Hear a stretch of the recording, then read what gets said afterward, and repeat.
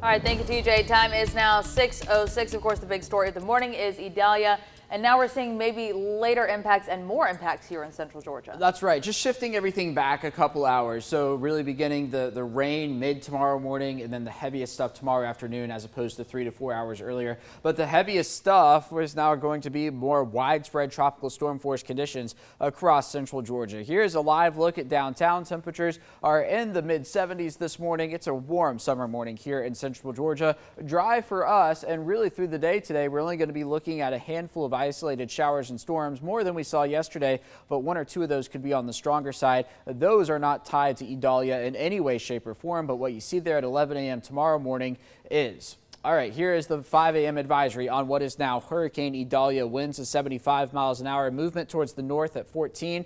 And the plan is for Idalia to still make landfall tomorrow morning as a major hurricane in the Big Bend region of Florida. And what's new this morning from yesterday is not only is it a hurricane, but the cone has shifted just to the west a little bit. Now, a reminder that the cone does not show you where impacts are going to happen. It's just a forecast of where the center, most intense part of the storm is going to go. Its impacts are going to be wide-reaching beyond that. As soon as it moves through Georgia, it reemerges over the Atlantic near Charleston and maintains tropical storm status for a couple of days. But we do have tropical storm warnings in effect right now for Southwest Florida because they will be feeling the impacts today down there. A hurricane warning for the Tampa area up through the Big Bend region over towards St. George's Island, but then inland where the storm is going to come inland. So for the Valdosta area down towards Gainesville, Lake City, Florida, right near the Interstate 75, Interstate 10 intersection. Tropical storm warnings surround that, include several Georgia counties. Now tropical storm watches from Savannah up through Charleston, and that does now include Telfair, Wheeler, Montgomery, and Toombs counties for us in central Georgia. So McRae, Lumber City, Jacksonville, Vidalia,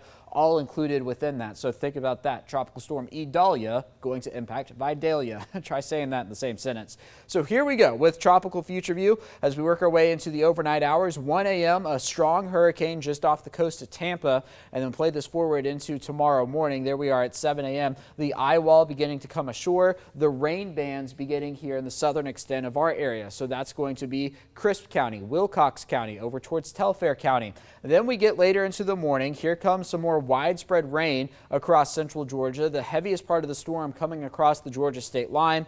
Then we roll our way into the afternoon hours. There we are at 5 p.m. and that's when the back edge really begins to pull away. Still hanging on to some strong wind gusts, but the bulk of it will begin to move past central Georgia. Let's check out those wind gusts. So what we're seeing here at 4 p.m. is widespread tropical storm force winds from, say, the Dublin and Eastman area and point southward. That's actually borderline hurricane force winds there in the Douglas area. And then according to the graph, it begins to pull away by the time we get to the 7 o'clock hour. But I mentioned that the 5 o'clock hour is when we're going to see the rain end. Notice we're still hanging on to strong wind gusts back on the other side of that. In terms of where the center of the storm is going to go, I would not lock in on the center part of the track. And the reason why is we check out the GFS model here, and you're going to see it's tracking to the west a bit, which of course pulls it closer to central Georgia. So if that were to happen, again, widespread tropical storm force wind gusts across central Georgia. I'm talking 40, 50, maybe even 60 miles an hour.